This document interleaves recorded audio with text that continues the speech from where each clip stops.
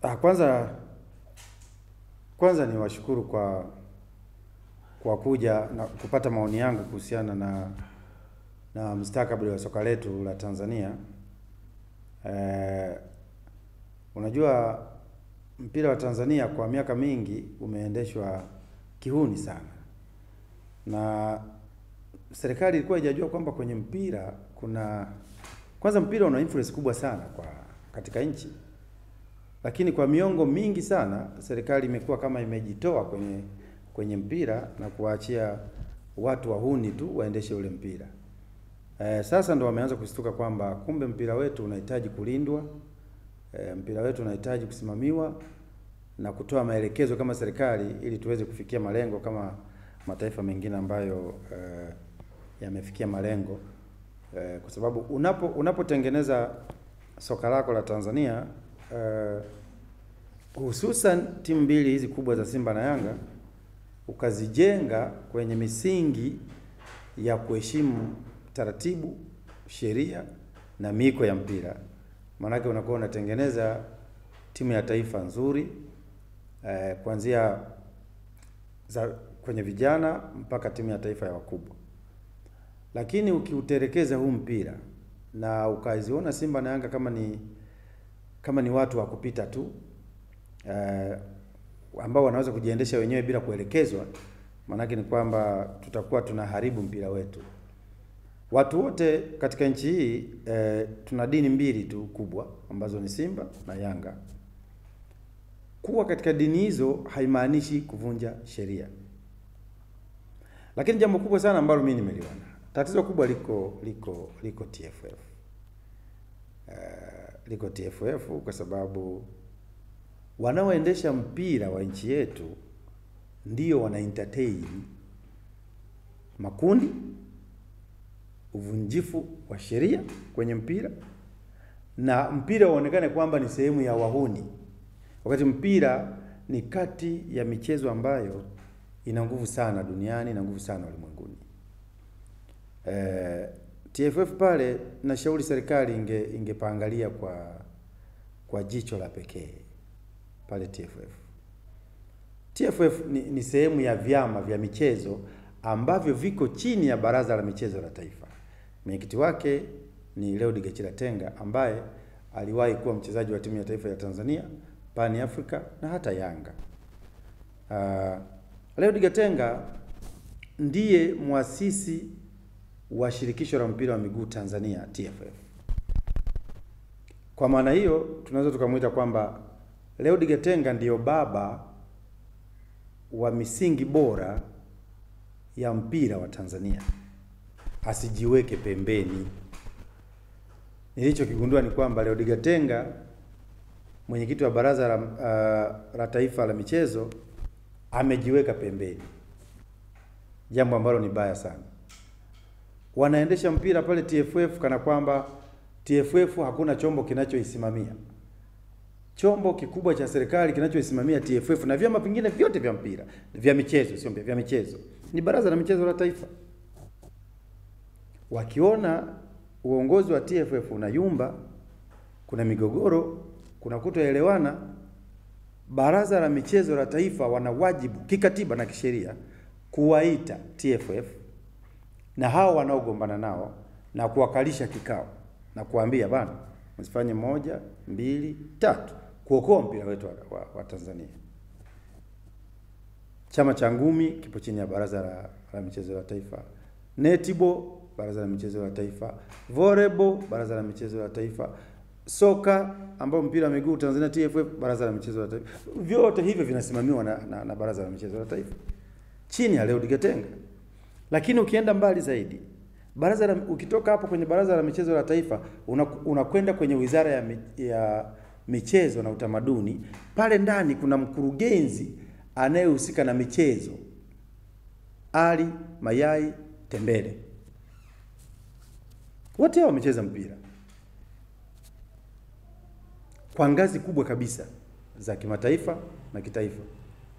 Sasa wizara, Ali Mayai kama mshauri mkuu, sehemu ya washauri wa Wizara ya Michezo na Utamaduni, anapaswa kwa sababu yeye kacheza mpira. Wale viongozi wake walio wengi pale kwenye Wizara ya Michezo kama sikosei, wengi hawajacheza mpira kwenye ngazi aliyofikia Ali Mayai na Leo Digatenga.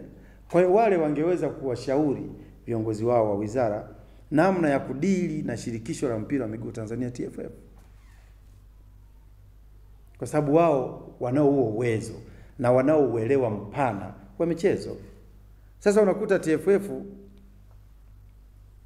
inajiendeshea, yani wao wanajiendesha wenyewe, utadhani hakuna anayewasimamia. Ni jambo la ajabu sana. Haiwezekani shirikisho la mpira wa Tanzania lenyewe ndio liwe juu ya sheria. Kuna wizara, kuna baraza, kuna vyama vya michezo TFF ikiwemo. Kwa lazima waheshimu tu misingi na taratibu, kwamba kama Wallace Karia na uongozi wake inaonekana wanakwenda nje ya misingi ya mpira wetu, mnawaita, mnawaambia no, tunataka tuende huko. Sasa nimemsikiliza mchambuzi Bini Kazumari. Nadhani mnanielewa nikisema hivyo. Bini Kazumari mnamuelewa? Mchambuzi wa mpira ni nani? Jemedari Saidi. Nimemsikia anawashauri TFF kwamba wapange ratiba ya dabi hii ya tarehe 15. Na TFF pia kweli wameitikia wito, wametoa ratiba kweli kabisa. Mimi nadhani tusiangalie upande mmoja.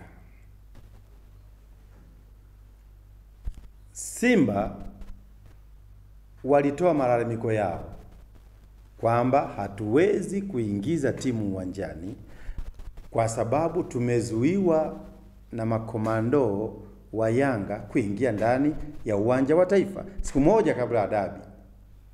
Wakasema hatutocheza na ikiwezekana tutajitoa kwenye ligi ya Tanzania bara. Walisema hivyo Simba. TFF wakawasikiliza Simba, wakatoa taarifa yao rasmi, kwa sababu wasingetoa ile taarifa Simba angenyang'anywa pointi na angeshusha daraja. Wakakimbia haraka kwenda kutoa taarifa hata isiyo rasmi kabisa. Mtu amekaa tu chumbani kwake anampigia pale secretary pale, wewe bwana, hebu tangaza kwamba mechi ya Simba na Yanga TFF bodi ya ligi tumeahirisha. Mtu kakaa tu huko anakwenda kutoa taarifa ya ajabu. Haya, kama wana michezo tuliona ni jambo limeisha. Lakini sasa Rais Wallace Karia alikuja kutoa kauli ambayo ni tata sana kuhusiana na Yanga. Waliahirisha ule mchezo kwa maombi ya Simba, tena sio rasmi. Ukisoma ule waraka wa Simba ama barua ya Simba walioeleza sababu za kutoshiriki hiyo mechi, ina utata sana.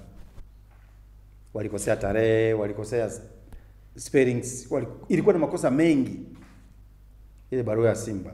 Lakini TFF pamoja na makosa yale ya barua ile iliyokuwa content ndani ya barua ya Simba ilikuwa poor, very poor. Lakini TFF hawakuiangalia. Haya, wakasema tumeahirisha huo mpira. Yanga wanaamini kwamba hakukuwa na sababu ya kuahirisha ule mchezo. Yanga wakapeleka timu uwanjani, pamoja na kwamba TFF walishaahirisha. Wakapeleka timu uwanjani, walitimiza wajibu wao. Leo na Yanga walitoa taarifa siku nyingi kwamba sisi hatuwezi kushiriki hiyo mechi. Tunachohitaji ni pointi 3. Na wamekwenda mbali zaidi, wamekwenda kasi imewarejesha TFF kwenye kamati ya maadili kama sikosei, kwamba mnaweza mkamalizana na hao. Yanga wamekwenda mbali zaidi, kama sikosei wameshakwenda FIFA. Wewe unatoa ratiba wakati bado hili sakata lipo. Na nakumbuka Kabudi, waziri wa michezo, aliziita hizi timu na wadau wote. Wamefikia wapi? Serikali imewaita wale watu na TFF imefikia wapi? Sasa Yanga wametoa taarifa rasmi kwamba hawatoshiriki hiyo dabi. Maybe labda wakutane kwenye CRDB final, Simba na Yanga watacheza, lakini sio dabi hiyo, hawezi kucheza. Na labda nitumie nafasi hii mimi kama mdau wa mpira, lakini pia shabiki kindakindaki wa Yanga. Maana mimi siwezi kujificha. Mimi watu wa Simba rafiki zangu wote wako Simba kule, wanajua mimi ni Yanga na siwezi kujificha. Mimi ni mwananchi kabisa. Ndala, gongo wazi, yani sisi. Umeelewa bwana? Ninawaunga mkono viongozi wangu wa Yanga 100%. Nawaunga mkono. Engineer Harris Saidi na ndugu yangu Arafat, na waunga mkono 100% viongozi wangu wa Yanga kutopeleka timu uwanjani mpaka taratibu na haki za mpira wa Tanzania zitakapotazamwa. Naunga mkono. Mimi kama Cyprian Majura Msiba, mwanachama wa Yanga Afrika, naunga mkono kauli na maelekezo ya viongozi wetu wa Yanga kwamba hatupeleki timu uwanjani tarehe 15. Na Simba wakitaka wapeleke timu wakacheze na TFF na wachambuzi wao wa mpira. Yaani Jemedari Saidi watengeneze timu na TFF wakacheze hiyo mechi na Simba, ndio iwe dabi. Sisi Yanga tumeshamaliza hiyo dabi, tunasubiri dabi ya CRDB kama wataingiza timu hapo tujue cha kufanya. Lakini lazima tuheshimu mpira wa dunia. Mpira ni mali ya dunia, ni mali ya Afrika, ni mali ya Tanzania. Lazima tuheshimu mpira. Mpira sio uhuni tu. Yaani ndani ya mpira huko kuna wahuni tu wanakwenda pale wanafanya uhuni. Wakati leo Digatenga ni rais wa TFF kama muasisi wa hilo shirikisho, hatukuwahi kuona mambo ya ajabu kama haya yanayofanyika pale TFF. Na mimi naamini leo Digachira Tenga amepelekwa pale baraza la michezo la taifa. Serikali iliona kwamba anaweza akamsaidia Wallace Karia na Wilfred Kidau kama katibu wa TFF na kamati hizo za TFF pale na bodi ya ligi, namna nzuri ya kuendesha mpira wa Tanzania, akiwemo Simba, akiwemo Yanga. Kwa mimi nitegemea kwamba wangeendelea Mheshimiwa Rais wetu kuna kitu anakiita alikileta kinaitwa Foara. Ndani ya Foara kulikuwa na kitu kinaitwa, kama sikusema, ridhiano. Kilikuwemo kitu ambacho angefanya Simba, Yanga na TFF na serikali ni maridhiano tu. Na kukubaliana, unaita kikao, mnajadiliana, way forward tunaweza kufanya nini? Maisha yanaendelea ya mpira. Siku ile niliwaambia mimi waandishi wa habari, nikamwambia Karia na jopo lake ameshindwa kujua kwamba kuna mashabiki nikiwemo mimi ambaye pia nilienda ni hapo, yani tumepoteza fedha nyingi. Mimi nina banda umiza, maana mimi maisha yangu ni ya banda umiza, na mimi natafuta hela bwana. Simba kicheza na Yanga, sisi wenye mabanda umiza tunapata hela. Nimekwenda kodi viti vya 200,000 mimi, navyo niona hapa mwenzenu, ili watoto wangu wapate kula. Mara anashtukia tu TFF ameshaibuka, mechi imeahirishwa. Watu bado hawaamini, wako kwenye banda umiza langu pale. Haiwezekani, mechi ipo. Paka leo mimi anayenidai viti nazima simu. Kila akipiga mimi nazima simu. Sasa yani Karia ameshindwa kujua kwamba kiuchumi ameharibia Watanzania wengi sana kiuchumi. Wakiwemo wa Simba wanaonitazama sasa, wakiwemo wa Yanga wanaonitazama sasa. Wako watu, wako Marekani, wako Uganda, wako Rwanda, wako Burundi, South Africa, walikuwa wanasubiri kuangalia hiyo mechi. Karia hajawahi kuzungumzia kuwaomba radhi mashabiki wa mpira, hajawahi. Yani angeweza kuomba radhi mashabiki wa Yanga na Simba, kwa sababu hata kama mimi hapa naongea ni Yanga, lakini maumivu niliyoyapata ndio hayo hata wa Simba aliyapata. Kwa sababu kwenye wafanyabiashara kama ni mabanda umiza, wa Yanga sisi tupo ambao tuna mabanda umiza, na wa Simba nao wako kwenye mabanda umiza. Wote tuliingia hasara. Lakini Karia na Mguto, bodi ya ligi, wanawadharau sana mashabiki wa mpira katika nchi hii. Kwa nini wasingeomba radhi kwamba tulifanya 1 2 3, wakaomba radhi mashabiki? Lakini Karia anakuja na kauli ya ajabu sana kutukejeli sisi Yanga.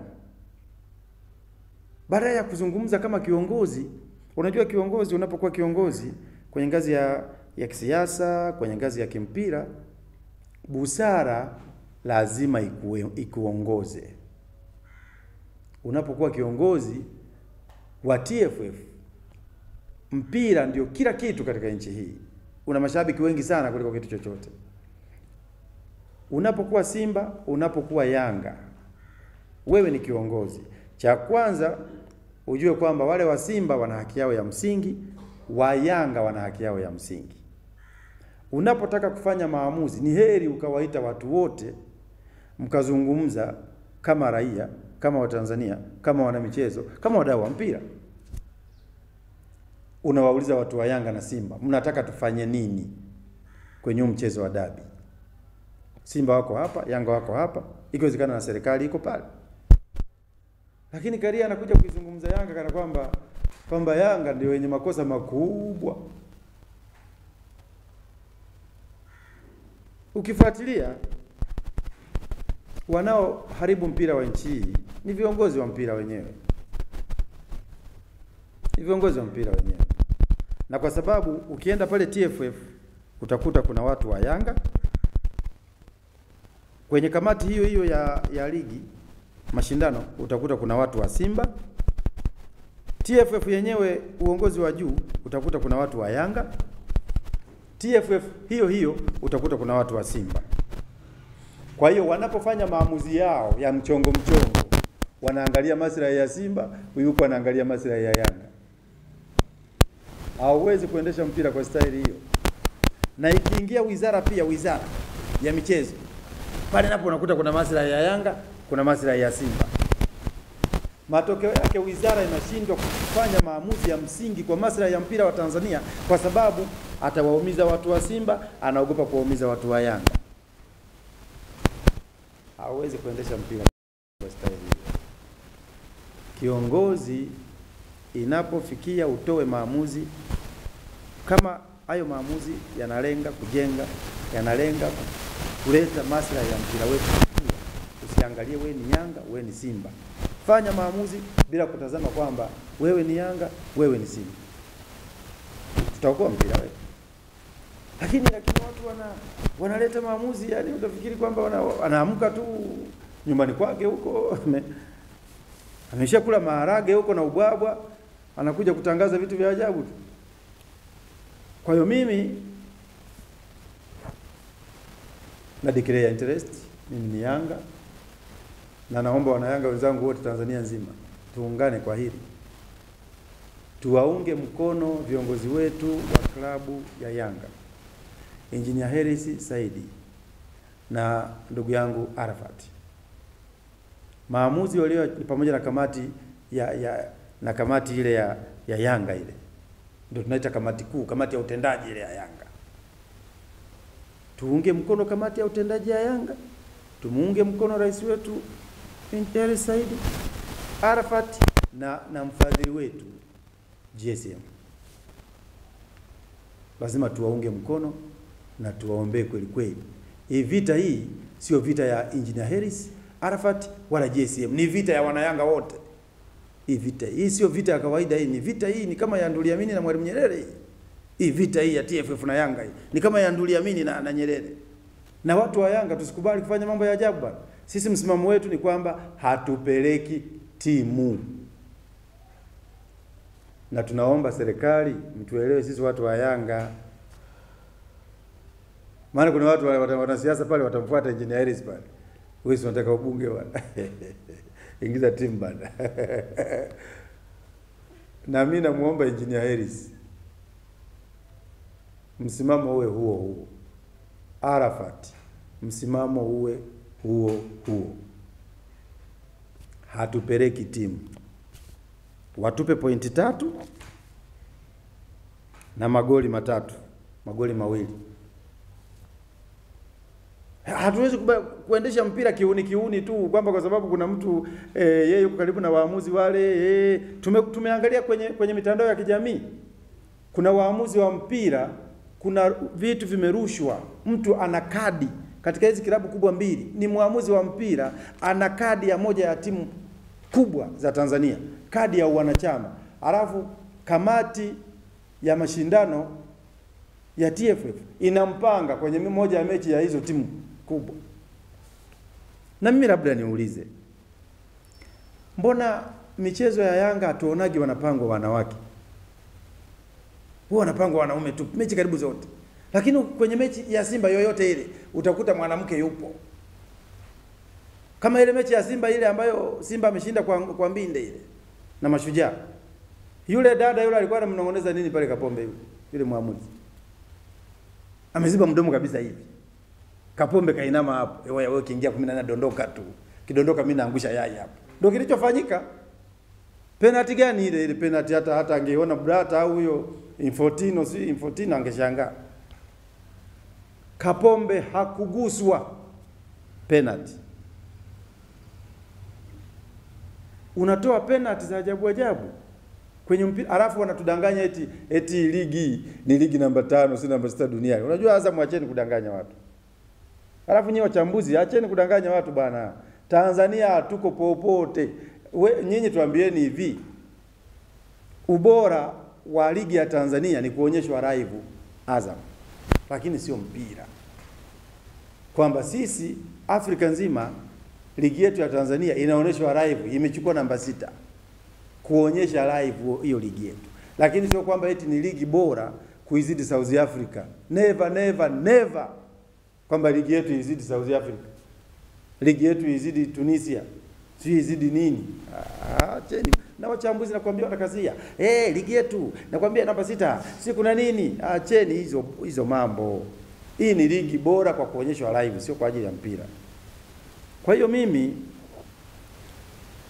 watu wa Simba naomba mnisamee. Na mnanijua kwa sababu mlio wengi mnanijua. Kwa mimi ni Yanga kweli. Ni marafiki zangu tunashinda pale Msimbazi pale. Mnanijua. Sasa hivi angalau tunaanza kuwa watu wazima na nyinyi mnakuwa watu wazima, rafiki zangu. Tunafahamiana, lakini mimi naongea ukweli. Hizi klabu zetu mbili Simba na Yanga ndizo zinazotuvurugia mpira huu. Na kwa sababu wanasiasa wote wako huko, nikiwemo hata mimi. Maana mimi naongea hapa na mimi naipenda Yanga ndio. Lakini mimi nikiwa kiongozi siwezi kutoa maamuzi kwa sababu ni Yanga. No. Kama Yanga wameharibu na watandika hapo hapo, na nawaambia. Na hata siwezi kuvaa miwani. Yanga nimewapa adhabu kwa sababu mmeharibu. Lakini kuwa Yanga alafu eti Yanga anaharibu unamwacha tu. We ni Simba alafu Simba anaharibu unamwacha tu kwa sababu we ni Simba. Sasa unajenga nini sasa? Basi ligi ya Tanzania kuwe na timu mbili tu, Simba na Yanga, tuone. Wabadilishane wao tu, huyu anakuwa bingwa, kesho anawakilisha huyu. Hivi uliwahi kuona wapi ligi bora? Bingwa ni Yanga mara 4, bingwa ni Simba mara 4. Bingwa ni Yanga mara 4, bingwa ni Simba mara 3. Alafu ndio ligi bora hiyo. Ligi bora Mashujaa anakuwa bingwa wa ligi hiyo. Ligi bora Pamba ya Mwanza anakuwa bingwa. Hiyo ndio ligi bora. Ligi bora Dodoma Jiji anakuwa bingwa. Waamuzi wa Tanzania akiwa anacheza Simba au Yanga, na bahati mbaya Simba akawahi kufungwa goli, natoa mfano, sio kwamba namaanisha, natoa mfano. Yaani muamuzi mwenyewe roho inamuuma. Sasa Simba naye amekubalije kufungwa goli haraka hivi? Au Yanga amekubalije kufungwa goli haraka hivi?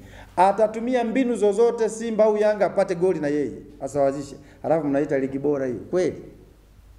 Acheni mambo yenu bwana. Na nyinyi wachambuzi, acheni kudanganya wananchi kwa sababu tu nyinyi mpo kwenye ma-TV humo. Mnadanganya sana watu.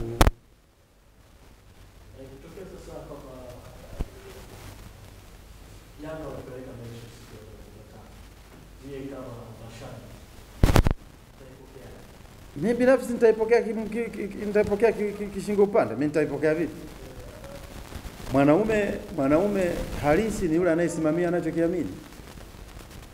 Sifa ya mwanaume na kiongozi maridadi na kiongozi mahiri ni yule anayesimamia anachokiamini.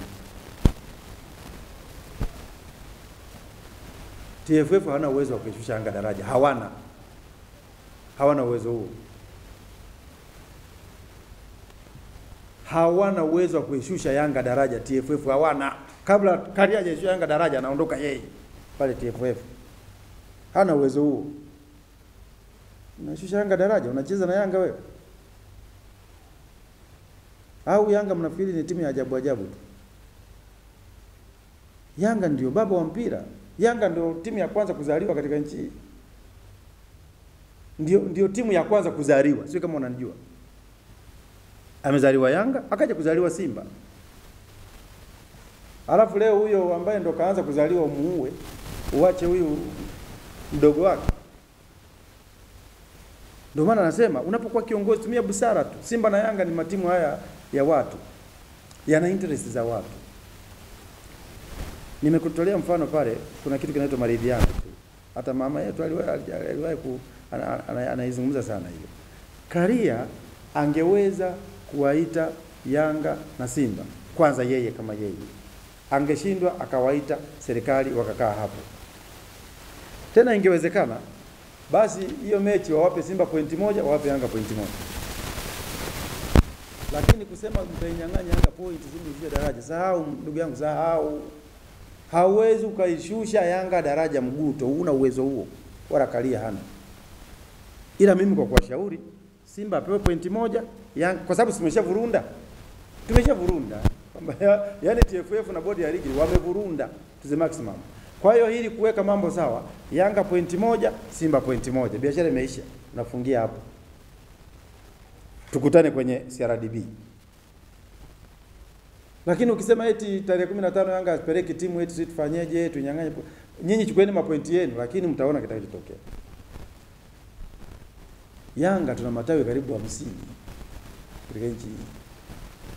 Yanga tupo kwenye ngazi ya huko chini huko, tupo huko kama Yanga. Hata Simba wako huko, najua wako. Lakini ukitaka kubalance mambo, wangetoa pointi moja kwa Yanga, pointi moja kwa Simba, goli moja kwa Yanga, goli moja kwa Simba. Biashara imeisha, tuendelee mbele, tusahau hayo, tusubiri msimu ujao.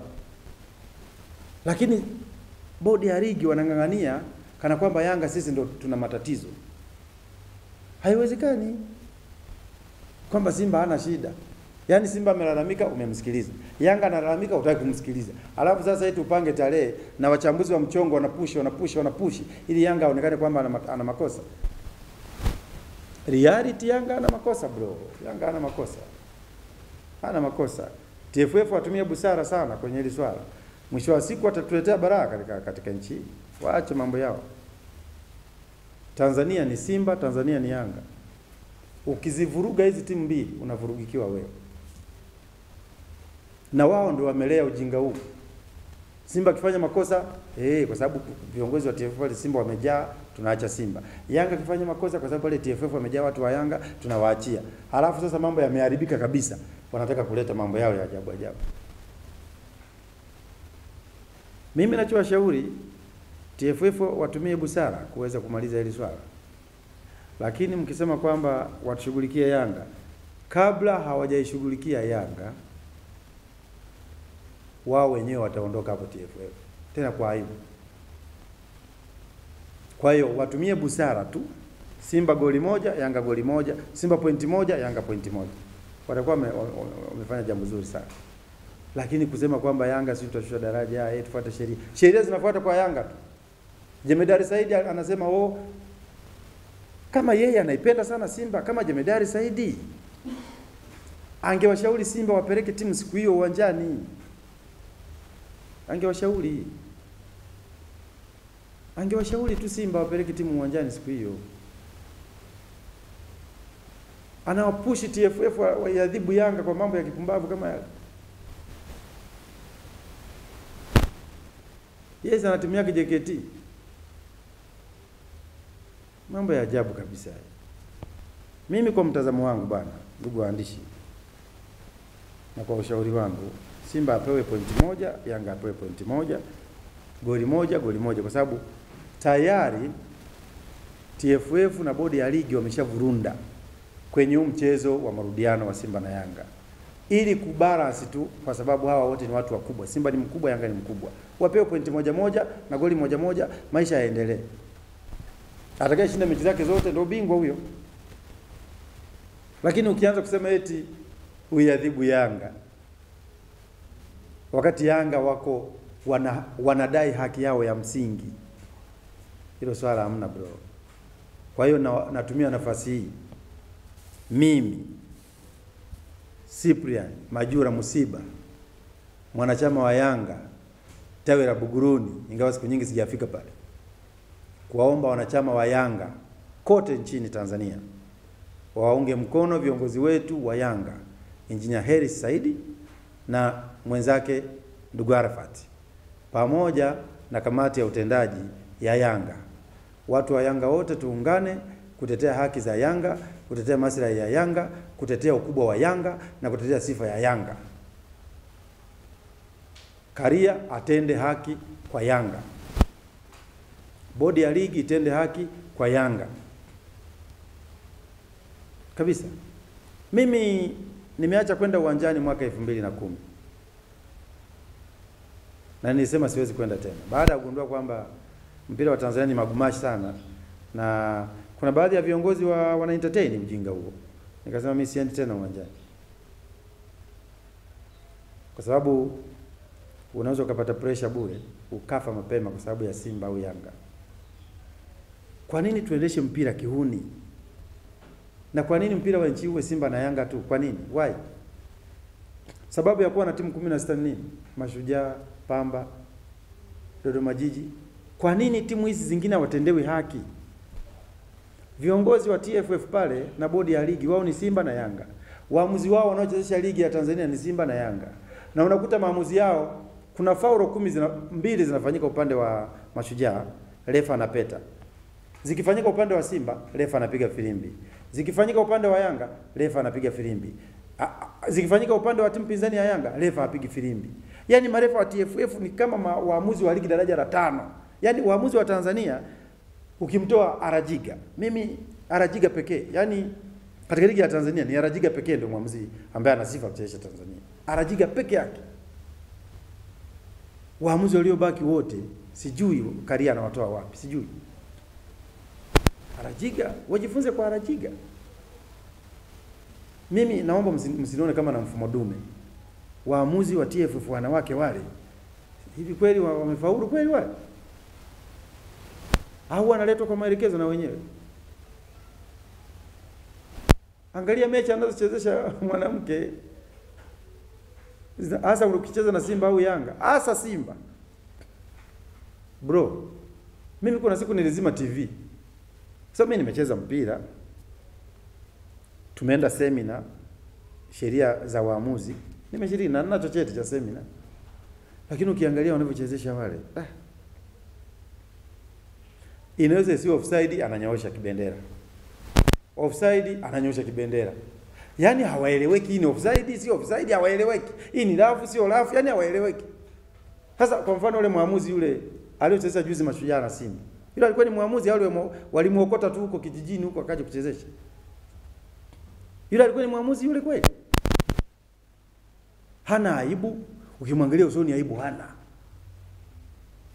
Kulikuwa na muamuzi namba 2 kule, yule mwanadada yule ambaye ametrend sana, kadi yake ya wanachama ya Simba inatembea kwenye mitandao. Mimi siungi mkono mwanachama wa Yanga achezeshe mechi ya Yanga ya Yanga, au mwanachama wa Simba ni muamuzi achezeshe mechi ya Simba. Basi jifiche. Tenda haki, watendee Mashujaa haki, watendee Dodoma Jiji haki, watendee Geita Gold haki. Hata kama wewe ni Yanga au Simba, tenda haki. Uongozi bwana, uongozi unahitaji hekima na busara sana. Unapokuwa kiongozi lazima uangalie maslahi ya watu. Simba ni matimu ya watu na Yanga ni matimu ya watu hayo. Kwa kiongozi lazima uangalie maslahi ya hizi timu mbili. Lakini zinapoharibu lazima utoe adhabu kulingana na kanuni na sheria zilizowekwa za mpira wetu. Usiangalie wewe ni Yanga, wewe ni Simba. Kwa mimi nasikitishwa sana na the way TFF wanavyoendesha mpira huu na bodi ya ligi. Na kwa sababu sasa hivi kuna uhuni fulani, TFF wakivurunda jambo watamtafuta Jemedari Saidi, anapushi agenda ya kijinga kabisa. Yaani agenda hiyo ni ya kipumbavu kabisa. Watamtafuta Shafi Dauda, anapushi agenda. Watawatafuta wachambuzi gani wengine hata siwajui, mimi sijawahi kuona hata wanacheza mpira hata cha ndimu. Na wenyewe wanapushi agenda ili kuhalalisha makosa ya TFF yaonekane si makosa. tunapeleka wapi mpira wetu? Kwa hiyo wanachama wa Yanga wenzangu, popote mlipo, mashabiki wa Yanga na wapenzi wa Yanga, tuwaunge mkono viongozi wetu wa Yanga. Hiyo mechi wanayotaka TFF tukacheze tarehe 15 Jumapili. Wachambuzi wao wale wanaowalipa hela hiyo wafagilie kwenye mitandao ya kijamii, waunde timu na wao TFF wakacheze na Simba hiyo tarehe 15. Sisi Yanga watupangie tu mchezo mwingine wa ligi, tuendelee na ligi zetu. Mimi hilo swali leo niuliza kwamba viongozi wakipeleka timu, mimi nitafanyaje? Mimi sio kiongozi wa Yanga, lakini wao sio wametutangazia, na mimi sinatangaza hapo kuwaunga mkono kama mwanachama wa Yanga. Kama wakiregeza msimamo, walegeze tu, tena walegee kabisa, wakalegee kabisa huko. Yaani viongozi wa Yanga wakiregeza msimamo, walegee kabisa. Walegee mpaka na miguu walegee kabisa. Lakini uwezi kutenganisha nidhamu na sheria za mpira ukaunganisha na mapenzi yako kwa klabu yenyewe. Mimi sidhani. Kwa hiyo namshauri Tenga awaite Yanga, awaite Simba. Ali Mayai Tembele kama mkurugenzi, mmoja wa wakurugenzi wa michezo pale Wizara ya Michezo, awaite TFF. Wakae TFF, wakae wizara, wakae baraza la michezo, Simba na Yanga. Wazungumze, wayajenge, wayamalize matatizo yao, hasa kuhusiana na hii dabi. Lakini ushauri wangu wa mwisho, wape pointi moja na goli moja ili maisha yaendelee, tuendelee na ligi yetu. Tumeshavurunda. Yaani manake kanuni zili tangu siku ile mechi imeahirishwa kihuni, kanuni zilivunjwa. Kama kanuni zilivunjwa, tuvunje tena kanuni, lakini tu balance. Yanga apate, Simba apate, maisha yaendelee. Ndio ushauri wangu.